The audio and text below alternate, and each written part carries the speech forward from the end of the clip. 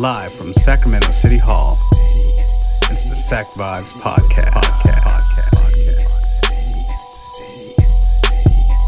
Good afternoon, everyone. Welcome to SacVibes, the local government podcast that educates, engages, and empowers the residents of the city of Sacramento. I am one of your co-hosts who's a little sleepy, Danielle. I'm another co-host, Lynette. And I'm Greg, the final co-host. And we have some special guests with us today. Yes, we do. Guests, would you like to introduce yourselves, please? Sure. That was funny. I am Brian Pedro. I am the director for the city's Department of Community Response. And I'm Yaya Nile. I'm the city's housing manager. All right. Welcome. Thank you for being Thank you. here. Thank you. Yeah, how's everyone doing today? I've been a little off because the sun has been beautiful the past week, and now it's raining and cloudy. Yeah.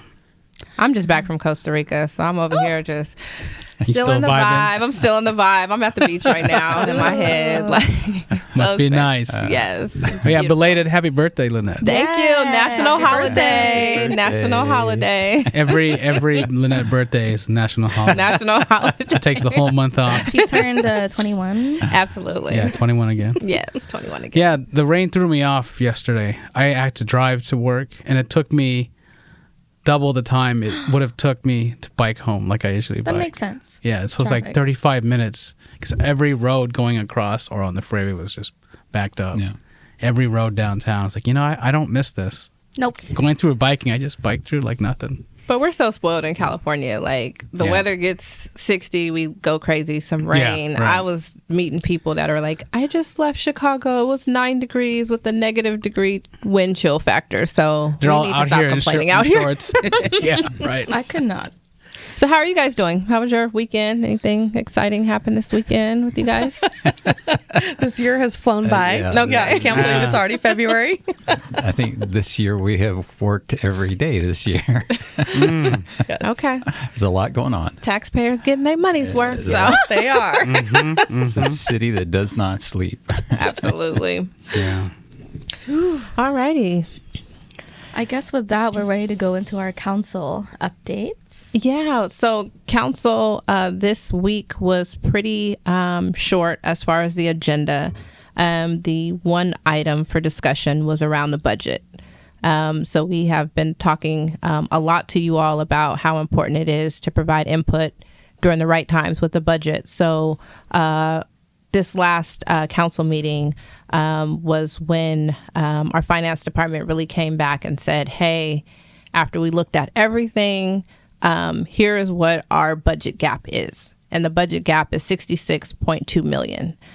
So now it is up to departments to try to figure out how do we close that gap. Our total budget is a little over 1 million, about 1.7 billion, excuse me. Yeah, I was going to say. 1.7 billion is our total budget. Over 800 million is Measure U funding. And so we're going to have to get really creative. There was a discussion previously about why does the Sacramento try to balance the budget annually? Won't they do a 2-year kind of balanced budget? And they thought about it. And after looking at how much time, planning, resources, it was too much. They just can't do it for this fiscal year. So it's something that council thought about and looked at, but it is not something that they have the capacity with staff to do for this year. So again, we will be looking at how do we close that gap of 66.2 million. So the timeline for the budget, I always say decisions are being made about you without you every Tuesday, or at least 3 Tuesdays a month. This is the time for you all to start showing up at council if there are programs you think should continue and not be cut, because I think everything is on the table to be cut right now. There will be a proposed budget brought to council in April. The budget has to be adopted by the end of June 30th. The fiscal year starts July 1st. So I will say between now and April, it's very, very important that you guys come to council and show up, contact your council members, let them know how you feel about programs, services that you think should be preserved. So, or cut, right? So that is council update. Cool. Thank you, Lynette. With that, we are going to transition to our next segment. We have with us, again, our guest. I had the privilege of doing a mini documentary, I guess. Yayan, is that what you call it? Yes. Okay, Spike Lee. Yayan approached me to ask me if I could film some of the work that they've been doing with the Street to Housing program. And I had no idea about the program at all. So spending how many weeks working on it, I got to really learn about the program and was pretty impressed with how you guys do the work, all the intricate parts and pieces. But before we get into that, can you guys just talk a little bit more about your roles at the city, and then we can talk more about the program. Sure. Do you want me to go first? Yeah, go ahead, Diane. Okay. So as the city housing manager, I work in the city manager's office of innovation and economic development, and I work on all things housing related. So from affordable housing to homeless housing, I work interdepartmentally with a lot of our departments, including DCR, Department of Community Response. Very good. Very You good. want to throw a pie at her? We're going to throw a pie. Eyes widen. And CDD, Community Development, especially the planning department. There's a lot of work that goes around housing. Housing is one of the big priorities. I'm not going to say top priorities. It's one of the big priorities of the city. And, so I assist where I can to bring more housing development and support people to get into housing across the city. I always say you have a hard job. Like, I see some of the things that you're working on, and I just wish, and I'm glad we're doing this podcast and the documentary so people can really see what it is that you're actually doing. Like, you work really, really hard, and the city spends a lot of money in housing, and so sometimes it's hard for the public to see it. They're just like, where's all this money going? Right. And so this is a great way for you to be able to really show, like, I'm out here working, and we're like putting people into places, which I think is super cool. Yeah, thanks. So on my end, on the Department of Community Response, we have two divisions. We have Outreach Division, which is all of our outreach workers are in our neighborhood resource coordinators, NRCs, that are out in the street every day, meeting people where they are, trying to make that connection, trying to get any type of service that we can provide. If we have shelter available, get them into shelter. And so that is our outreach division. And then the other part of the office, the other division, is our homeless services division, and they manage all of our shelters and all the contracts associated with our shelters. And so those are our two main divisions, and then you'll hear it first because we just got the okay to finally get back to what the department's original mission was, which was to provide an alternative response for the 911 calls that aren't necessarily a police or fire call. Okay. And so that's our next mission that we're working on right now to roll that out. Ooh. And you have a unique kind of background because you came from fire, right? Correct. Okay. Like a phoenix. What were you came doing? from What were you fire. doing in the fire department before coming to? Because I've been around on this earth for a while, so I have a lot of years behind me. I started out in the Reno Fire Department. Oh, wow. As a firefighter paramedic up there. Then went into their EMS division, their Emergency Medical Services division, to be a captain and a chief, and then retired there. Came back to California, went to work for the Sacramento Fire Department, was the Emergency Medical Services coordinator there, and then had an entire separate career in nursing. I'm a registered nurse, and spent 40 years in that role, also in the military. And so you bring all that together in all those years, and that pulled me over originally to run our incident management team that we have for the city, which is the big team that we coordinate with police department, park rangers, code enforcement, and then our department has our outreach workers, and we respond out to the city all day, every day. And then that pulled me over to eventually the Department of Community Response to be the director. I see why they picked you. You qualified. So you you might know a be thing or two about overqualified. Yeah. Overqualified. He know what to do. He know what he's talking about. So you are you from Reno, or you just worked up there? No, from California, down by Modesto. Oh, okay. Yeah. Okay. Modesto. Yeah. Nice. Okay. It's pretty cool. So, with that, then, I wanted to show a clip from the documentary. We have a mini documentary, I'm sorry, about 30-minute clip, and we're going to show you a little segment right now. Do I sleep well at night? No. It's hard in the wintertime, especially when I know there's so many people still out on the street. Our pilot program was only for 100 households, and we just exceeded that with 102 households. There were families with babies. There were a lot of elderly people who were living in these encampments that we got into housing, so it makes me feel good that we were able to really reach some of our really chronically homeless, vulnerable people who were living on the street. But there are still hundreds more people out there, and our work is not done. Love is supposed to last days, as it never fades with age. Hearts unfold as days grow cold, with futures untold, as friendships are never ending, as this one is depending, when stories are sold with happily ever after as endings. Now glory is older, as truth be told, not so bold.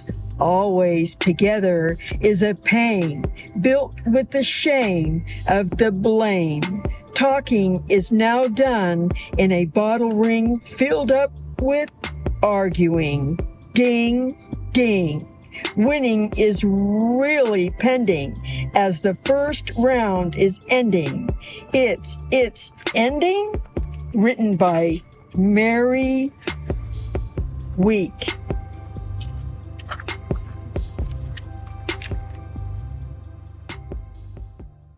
So what do you guys think? Super cool. I think I remember the first time I watched it, I got emotional. Oh, It was very moving. yeah, that was Yayin's idea to put the poem with the pictures. I thought that was really good. Yeah. Executive director, Pulled at the heartstrings. executive producer. Yes. Adding that to my resume. I mean, it's good. Yeah. Yeah. And I really hope that, is this already uploaded, like, officially? Or is it still It will soft be launching? as of today. Oh, okay. Yeah. So I hope that y'all have a chance to take a look at it, because it really sheds a light that I think a lot of folks in Sacramento don't know about this kind of work. I think it's easy for people online to go, we need more houses, we need things to be more affordable, but there are so many layers to that work that Yeah. has to be considered. And even the term affordable, like what that really means, Yeah. right? It's like, that's one of the things I'm maybe want clarity on for people is like, when you say affordable, what do we mean by affordable? Because I think that kind of scares some people off. Like, oh, I don't want only affordable in my neighborhood, right? But what is affordable housing? Yeah. What did you think about the mini doc, or is it pretty much? Did I miss anything, or? No, I mean, I think you did a really great job covering. 'Cause I never asked you. I just No. like here, it's done. A plus, gold star. okay. It was great. It's too late now, but you know. See you at Sundance? No, I think it was really great. And just, I saw many iterations of the mini documentary as it was coming along. So I saw the uncut raw footage, and then I saw what you did with it, with overlaying the maps and the voiceovers and how you put the pieces together to really tell the story. And I think it tells the story really well. And no, I thought it was really great. And I do think there could be a part 2, right? So now we've gotten the people right. into housing, which, we'll talk about the process a little bit more, but there is another phase now. We're paying the rent for people for 1 to 18 months to 2 years. And we are working really hard. Community Health Works, our partner, is working really hard to help transition people into permanent housing. So there is still work to be done with this program. And, we can always hopefully maybe add on to the movie as people are then moving into permanent housing that they will then sustain on their own without our support. Your documentary, to be able to condense that to a half hour was impressive in and of itself, because going out, making contact with somebody, working with them, gaining that trust, actually making the offer for housing, finding an apartment, all that goes along with just getting somebody off the street, that people don't realize how much work and effort it is. Yeah. To put that in a half hour, like that's months and months of effort put into a half-hour documentary. Yeah, thanks. And that doesn't even touch the amount of work just to get the person into the housing. Just learning about the landlord engagement part, I thought that was really cool. And I thought that the landlords weren't going to be down for it at all. But then after talking to T-Lai and hearing her story and how she's been working with landlords, it was really impressed. Like, oh yeah, I used to be homeless and I want to help out. It's it was pleasantly surprising that. Can you explain a little bit about the landlord? So you're talking about when we provide the financial assistance to property owners to house the unhoused folks. We'll talk about this later when we overview, but I think the landlord engagement also looks for the places. She inspects the units to make sure that these requirements are met. And then there's any issues like before or after the person's moved in, then she helps, facilitate that, the relationship and make sure that, the person's getting taken care of. Mm-hmm. So do we have any numbers on like how many people we've helped put into housing? Yeah. Okay. We do. So we got the grant. It was for $5.8 million. And we wrote the grant to house 100 households. And so to date, we housed 102 households that include 127 people. Oh, wow. In that housing, because we had several households who had more than one member. We had several 2-member households, a couple of 4-member households, right? We had a couple of families with kids. So 127 total people went into housing. And we had a really high acceptance rate. 81% of the people we approached and offered housing to accepted the housing. Okay. And, we still, as of today, still have 94% of the people are still in housing. Okay. And then, as I mentioned before, we have Community Health Works, who's now working with a lot of these people to connect them to services that they need so that they can move on into permanent housing. During this time period, once we've moved them into housing, we are paying the rent to the landlords directly. So that was one of the incentives for the landlords, is that they're pretty much guaranteed that the rent's going to be paid on time every month, because we're the payee through one of our other contractors, Housing Connector, is helping us administer that. So okay. And there's no cost to the unhoused person. Correct. Okay. Well, That's really cool. That is very cool. And I think that along with that, what people get hung up on is $5 million. $5 million to put 100 people in. That's if you're giving them $50,000 a piece. It's like the math doesn't math like that. Right. We're if you can find the cheapest possible rent that you can find in this city, first of all, is going to be about a minimum of $1,500 a month. Yep. So the math adds up quickly when you're paying $1,500 a month, 100 people. And then people don't realize the wraparound services. For 12 months, that's just to get the housing. Up That's to just 2 for the housing. years. Yeah. And then 2 years, and then the services that are provided, and then all the work that we do to even get to that point. There's, the housing navigation piece of it, of just finding apartments that are willing to accept renters. Yeah. And then the outreach part, which blew my mind a little bit, was the fact that when they go to certain places, the folks move around.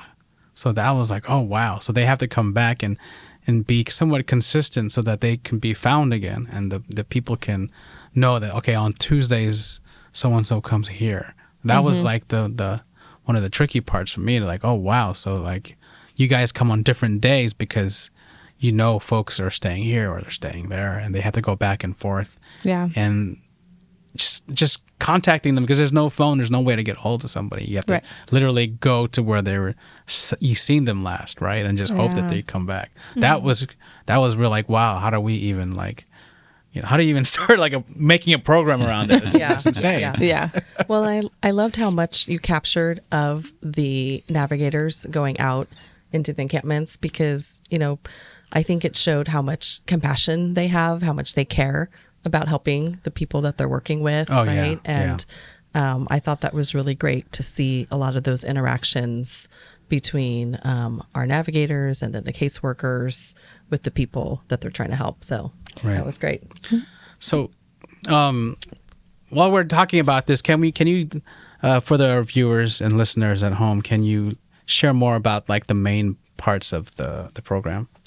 Sure. Yeah. So, actually, to back up a little bit more, we first heard about this program through our partner, Sacramento Steps Forward, our continuum of care. They had been at a conference and heard about this group, Clutch Consulting, who has been doing the Street to Housing program. And so they introduced us to them. Brian and I were at a meeting with SSF and learned more about this program. And then we, I started to plant some seeds and said, hey, maybe we should try to pilot this. And Brian agreed, and we got management on board. And the state was putting out an encampment resolution fund. And so we submitted an application to the state grant. We were awarded the funding to do this project. So the 4 main components include 1, the street outreach. So the people who are out there engaging with the people initially in the encampments. 2 is the landlord engagement. We have staff that we're contracted and paying for who is working with the landlords in securing the units. Part of this program, which is unique, is that we're securing units first. And then, that way, when we are working with a person, we have units to be able to offer. Whereas a lot of times in a lot of programs, you're working with the client and then looking for housing. Mm-hmm. Part of the speed of this program is that we had the units pre-secured. And so then we were able to quickly bring the units out to people and get them quickly through the application process. That probably helps the trust, right? Where For sure. you go out to someone and say, hey, I want to help you. And then it's like, oh, I don't have a place right now. I got to find a place, right? And they're like, well, what's the point? Yeah. Right. Right. I also learned that, a lot of folks approach people that are living out in encampments, promising things, and then failing to Absolutely. follow through. So it takes even longer to build trust until somebody keeps making contact and following through, making good on their promises. Okay. And then, so that's the second component. What about the third? Yes. So third is the rental assistance part. So in the homelessness world, we call this a rapid rehousing program. And it's basically where we're providing rental assistance along with the wraparound services. So that's the 4th component is the housing stabilization case management. So we have 5 case managers for the 100 households. So we wanted to keep the caseloads to 1 to 20 so that our case managers were working with 20 households each, and they're connecting them to behavioral health. They're helping connect them to the workforce. They're helping them get their documents in order, and they're continuing to then work with them on their next step of housing. So those are our main 4 components. So if folks are property owners and they're interested in offering their property, what are some of the benefits? I know, like you said, we help pay. What is that amount? Is it a set amount, or it depends on how many bedrooms are there, or these apartments? Can you talk a little bit about what you are looking for in people that have properties that you could potentially use? Sure. So we were looking for apartments that were in the $1,500, $1,600-ish, $1,500, $1,500 $16 range, right? Which, so we're looking across the county, really, right? We have people who went into housing all throughout the city and in some parts of the county as well. Okay. And so we're paying the market rent, right? Okay. So we also offered a landlord incentive to landlords to work with us. Okay. And we helped, with the security deposit. So, we were looking, we weren't necessarily looking for landlords to give us a unit for free, right? We were looking for landlords who are willing to take a risk with us and bring clients in that we would then continue to pay the rent for. Okay. Yeah, and I think that was probably the, for me in this program, I think that was the the thing I had the most concern with is, first of all, to find enough units in the city that were affordable, and then to find landlords that would engage in working with us. Right. And I was pleasantly surprised that we had both. I wasn't worried about outreach. Our outreach workers are awesome, and they can make the connections. I wasn't worried about the wraparound services and providing the case management. We knew we had the funding from the project, but it was a matter of, were we going to find 100 units as quick as we had to find them, because this program was literally a rapid rehousing program in that you were going from the street to an apartment as quick as we could set things up and get it in motion. So though there's a lot of work behind the efforts, when it actually comes down to that moving you off the street, it's moving. And compared to what the quote unquote traditional way of getting somebody into housing, the street to housing program is tremendously faster. And what would be like the range? Do you happen to know of like how long it takes versus the more traditional? I think it's hard to say, because the reason why it's fast is because we're paying the rent, right? So these $1,500, $1,600 apartments, the people that we are working with, they can't afford that themselves, right? So when people are in our shelter programs and we're looking for housing, a lot of them have no income. They're on Social Security. If they have very low income, they can only afford like $300, $400, $600, right? So they're not able to go and pay for a $1,500 apartment by themselves. Right. And so that's why it takes them a lot longer to find a unit on their own, or to find permanent, or to wait for permanent supportive housing, which is subsidized housing, which, helps them cover the rent so that they only have to pay a percentage of their income. It's expensive and we don't have enough of it. So that's why it takes a lot longer to get people moved through a lot of our other more traditional programs. Right. It's just the rent gap that's needed. Yeah. If you think about it, there's no on-ramps for folks that don't have income to get back in. And that's why all this is happening. So it seems like this program has been a success, and we wouldn't have even been able to do it hadn't we had that grant. You said it was 5.8. That was from the state? Yes. So is this something that comes up every year? Do we have the potential of applying for this money again next year? Or was this a one-time kind of thing? Where is the money? Well, and I think, this definitely leads into a much bigger question, right? Because everybody talks about how much money we're spending on and where's the money going and accountability. And I can tell you, for our city, we have been accountable, and we can show you where every penny is. I see it. I know it. We have done a great job with our spending. And I think that the encampment resolution, when you do the application, you have to be very specific on what you're using that money for and what actually you're doing. Like, here is our business plan, for lack of a better term, of how we're going to spend the money. Where HAP was, here's the money we want you to get people homeless housed. assistance program, HAP. So the state funding from that stream is more broad, of like, do what you can to end homelessness, and it allows us the upside to use that funding the best that we can. But if you're not prudent with it and accountable with it, then there is some amount of waste, where these programs, you have to have a good model for them to give you the funding. And I think that's the direction we're going with the state. That's what I see. I think that I see the state pulling back on the housing assistance, homeless housing, HAP funding, and going more this model of, no, you show us where you're going to, what program you're going to spend this money on. So I'm thinking, this is my personal opinion, that we're going to go more everything will be that encampment resolution model, where you tell us what you're doing with the money.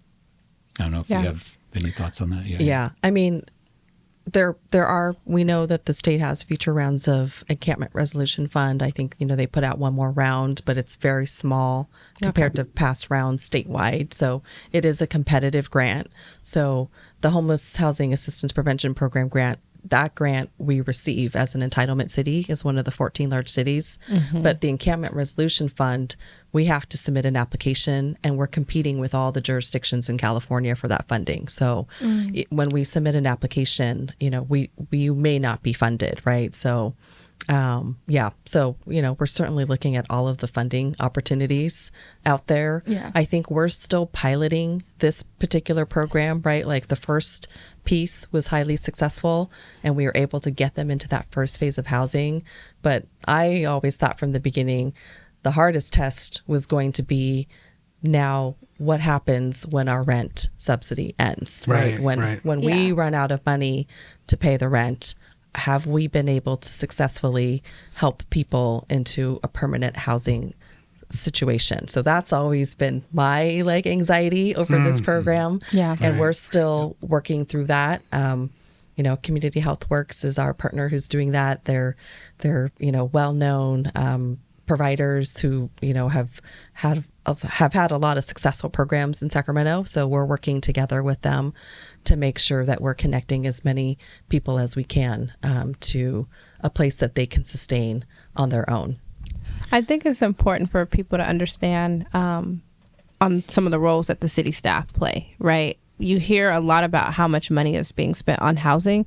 A lot of this money comes from outside of the city. So this isn't taxpayer dollars, right? This is city staff going out seeking grants and funding from other either government entities or other entities as well. So I think it's important for people to understand that the work that you all do is y'all are money finders, right? Where do we go find money to kind of offset the cost from the city, right? The city definitely invests a lot in housing as well, but you also go out and seek outside funding sources as well. And there's also a coordination aspect that Axel takes care of, dealing with all the different partners that's involved in this program, and Axel's meeting with all of them. Axel was one of our colleagues here in OIED, Economic Development. Yeah. That was I think another unique aspect of this program is daily meetings, right? This isn't, okay, go do this and let's check in a month. We were having intensive daily meetings on the progress of people, where's this client? Okay, when does this client moving into this? When's this person's bed being delivered? The coordination that it took to bring this together was really intensive. Oh, yeah. You mentioned, having to compete with other jurisdictions in California, but we forgot to mention that this is the first time it's being done in California, right? Yes. So the way that Clutch Consulting, we were kind of using their method. This is the first in California. Now, other jurisdictions have certainly tried to move people straight from street into shelters or, into other programs or motels. But we think that this is the first that we've really made an intentional effort to move people straight from encampments into apartments and permanent housing. Yeah. Have you gotten any calls from other cities? We've talked about this with a couple of other jurisdictions. There was a couple of jurisdictions who were kind of following what we were doing and interested in just kind of hearing our progress of how this has gone along. So we continue to be in touch with our friends in other parts of the state. So there's a lot of different things we're doing in housing. So there's shelter programs where we help place people in shelters, but then there's the tiny homes. Now there's this where you go from the street directly into housing, and then also working on more permanent housing. After we are done, with the subsidy with the folks that are renting their apartments out to folks, then, finding permanent housing. Are there any other housing things that I might have missed that the city is actively in besides those four? Oh my gosh, I think that as a city, we are involved in just about everything that's available thus far that you can possibly build out. And I say that in, number one, it's true. Number two, this year we will bring up what's called a safe camping. And a safe camping is a very bare bones. It's a safe place to sleep. Has tents that we provide under a covered shelter. There's security there. There's bathrooms there, and it's again that bare bones to if you want to get off the street and sleep safely, because I can tell you that when you're living on the streets, there is no safe place to sleep. And nighttime is when a lot of incidents happen. So we have safe camping. We are also working on a safe parking. So if you're living in your vehicle or your RV, it's the same thing. You're either parked illegally somewhere and getting harassed for that part of it, or you're in an unsafe environment. And so we're creating a safe parking space where you can come and park for the night. And if you want to come back for the next night, there's no time limit that we're putting on that, but it'll be a safe place to park. We have our emergency shelters that we have had up and continue to expand with the tiny homes. The tiny homes have electricity. They have heating, air conditioning. You have meals on site. You have restrooms on site. And then all the services provided at those locations. We also have our congregate emergency shelters, which are, again, everybody's in one large space. And also with the services and meals provided. And then we have the street housing that we put in as another addition, and then the micro communities that we've talked about in the past, which are targeting our seniors that we have, kind of like we discussed earlier. Seniors in our emergency shelters make $1,000 a month, can't afford to live anywhere. Their choice right now is to stay in a shelter or go back on the street. We're creating micro communities where they pay 30% of their income, around $300, where they have, there'll be 40 tiny homes or a little bit larger footprint of the tiny home. Yeah. And so they can live in that community. And then that's where Yin's department and my department start to cross over, where we start looking at more permanent housing and trying to transition from everything we have in the temporary setting into the permanent. And I think, you talked about the whole spectrum of housing. I do think like this micro community concept is really unique, right? I think Brian saw a gap in housing, right? Like you either have to get a voucher or pay for this housing, or you have to wait for this permanent supportive housing. And we really needed something in between, right? We really needed something in between shelter and permanent housing, right? Somewhere where it looks and feels like housing, but maybe, it's still kind of like a step towards independent housing. And so it's a new thing that we're trying. I think we're one of the first to try this type of concept and really trying to fill a gap. It's not going to be for everybody, right? It's not a one size fits all program. It's, we're trying to tailor programs to the needs that we're seeing and the needs of people that aren't being met, right? So there's still going to be permanent supportive housing. The county's doing a lot of behavioral health housing. There's still going to be shelter, but this is filling a gap in a population that currently aren't being served, because a lot of these people aren't coming to the top of the wait list for the permanent supportive housing, right? So then they end up stuck where they are. So I think it's really unique. You were pretty brave. I remember that council meeting when you proposed that. I said, "Oh, shots fired!" They were like, because people only hear what they want to hear. So the city is charging homeless people, and it's like these are folks that have income coming in. So you just said it, 30% of your income. So if you don't have income, we're not charging you, right? And I thought about it as a person like everybody else has to pay. A lot of people pay more than 30% of what their income is for housing, right? That even have jobs, right? Sure. And then you got to pay for childcare and transportation and stuff. And so it's also teaching people responsibilities, getting them used to like their budget and getting those things. That's why we work with our financial empowerment center to help people reduce their debt, increase their savings and their credit. So I love that. And I know it was super controversial, but I always say if it's safe to try, let's try it. If it doesn't work, we don't have to keep doing it, but let's just see if it works. Because nobody has unlimited money, right? So we at the city have to get creative, right? Like, Yeah. And that was, that was though it's a small amount, and that was the argument against it, right? Well, it's such a small amount, it's really not going to make a difference. But it does. It's enough that it's more money that goes back into the system so that we can continue. I mean, you just talked about it, Lynette, that our budget. right. I mean, we have a budget deficit. We need to figure out creative ways to bring in some revenues to help continue this care that we're trying to provide. It's not free. Yeah. And we need to come up with unique ways and not just shooting from the hip, but educated choices to try and do the best that we can with what we have to work with, and not just when can we get more money so we can do more stuff. It makes sense when the other alternative, which is the worst case scenario, you run out of money in the pot and then services have to end for everyone. Right. So there has to be some way to sustain that. Yeah.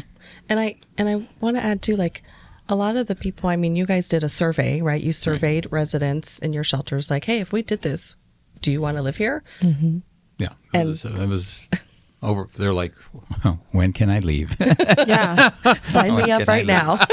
And the neighborhoods, of course, there's concern, right? No matter where you put, it doesn't matter if what it is you're doing. There's always a concern, because there is this mentality that everybody that's homeless is going to steal from you and ruin the neighborhood, and it's going to be a disaster.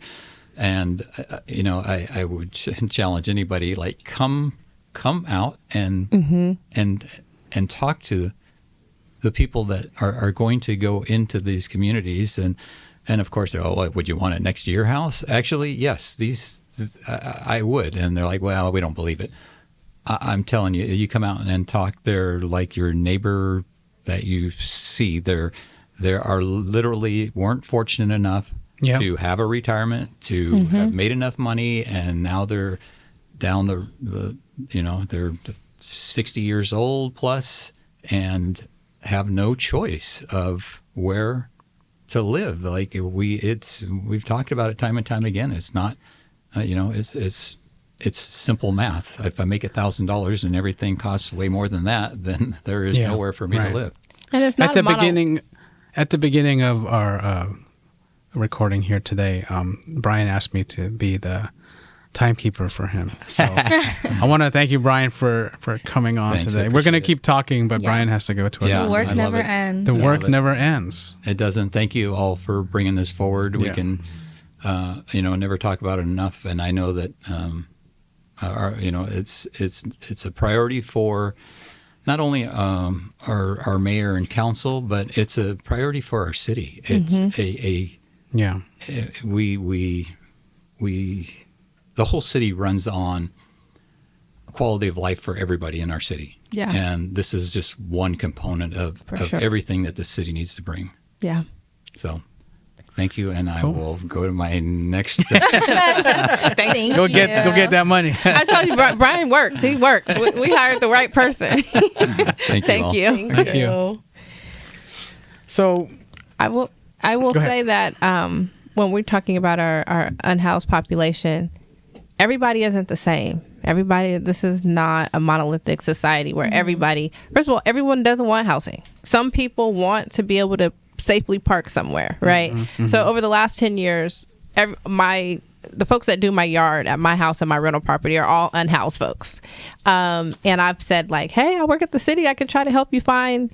And they're like, we like how we are, right? We have our house, or not our house, we have our car or our camper. And so some people want to be able to do what they want to do, because one of the things there's rules in our shelters, there's rules. And some people are like, I want to be able to live by my own rules. And so we want to have options for everyone. And we can't assume that everybody wants the same things. Right. Yeah. Right. Yeah. Yeah. I think another unique thing about the street to housing is, we were using existing inventory in our community, right? Existing apartment buildings that had empty units, right? We didn't build a building with 100 units. So these 100 people, like if we had built a building with these 100 people, right, that might have been pretty controversial, but we put these people, and people might be living next door to a person that we brought in from the street to housing in their apartment unit, and they probably don't know it, right? Yeah. They're neighbors. They're neighbors now, right? And who knows where all of our neighbors came from originally? Like, where did you, where did you sleep last night, right? Yeah. It's similar with Section 8. Yeah. You don't know. We're Yeah. all in the same neighborhood, which I think is great, right? Right. That's how it should be. And for kids, right? Like I'm totally against just putting all low income in one area or no income in one area, right? Because kids will be what they see. So I'm a firm believer that they should be living around folks that are doing different things. Yeah. So basically what you're kind of saying is that like the placement really wasn't an issue, because when you have to make a building, you have to put it somewhere, and everybody's going to come out, hey. Not in my backyard. Well, you're concentrating poverty, and that's not right either. Right. So being able to kind of sidestep that, Yeah. and just getting people into existing homes, that's pretty cool. Well, and that's the speed too, right?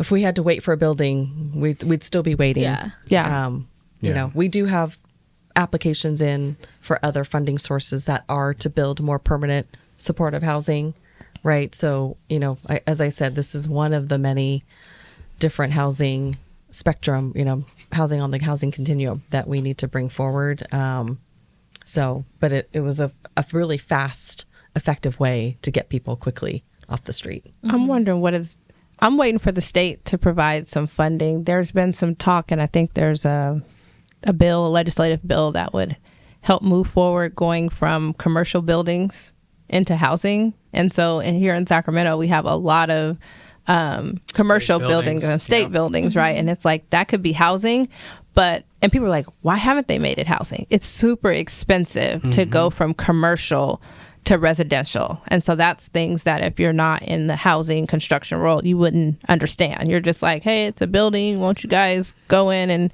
remodel? It's expensive. Yeah, because you got to put the plumbing in. You got to go in between. That's why I'm really excited for.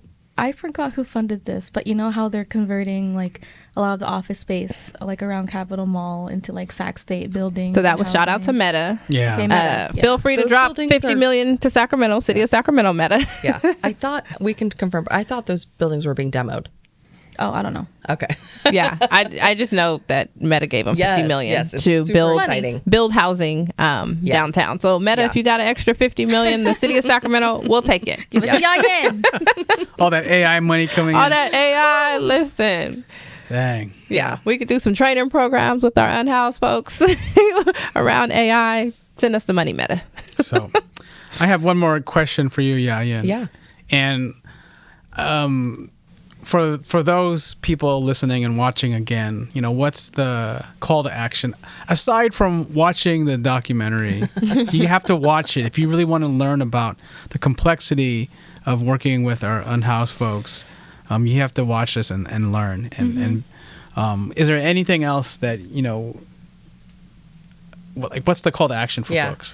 I mean, I think the other really great thing about the documentary and the really great job you did was really showing the human side of homelessness.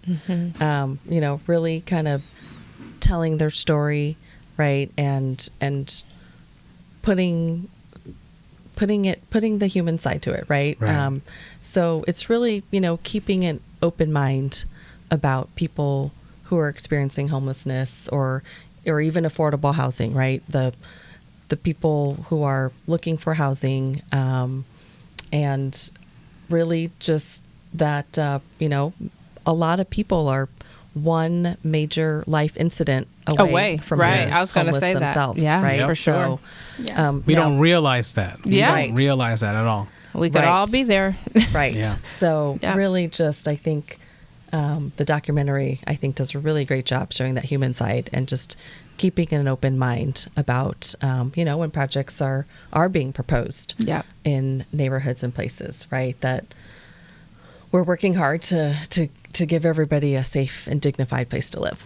Because they deserve it. And there's a lot of stereotypes. And like I said, my unhoused neighbors are my neighbors. And I feel comfortable with them. I don't worry about anything. They're not taking anything. So I wish people could kind of eliminate some of the stereotypes that are associated with our unhoused and their judgments, right? Yeah. Like, there are good people and bad people that have money and don't have money and all in between. And so, yeah.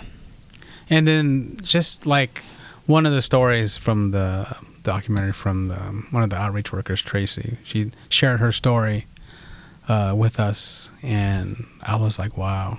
She was homeless for 10 years on the river. Yeah. I can't even imagine, what that's like. And right. And for her to come out of it and help now, finding her calling. Right. Yeah. And if you guys met Tracy, you would have no idea. Right. A lot of the people, one of our navigators who was in the documentary, he mentioned he had also formerly been homeless. Like there's a lot more people who have experienced homelessness. Absolutely. Than we think. Yeah. Right. I was surprised at some of the landlords too, And yes. Yeah. When and who wanted to give back. Yeah. T-Li was the landlord engagement specialist. Yeah. Well, it's like, what's the word for people that own properties? Yeah. Yeah. So. Well, this was good. Yes. Thank you for having us. Absolutely. So watch that mini documentary, y'all. Yes. Yeah. So you can take us home? Yes, I am. So thank you for vibing with us today, y'all.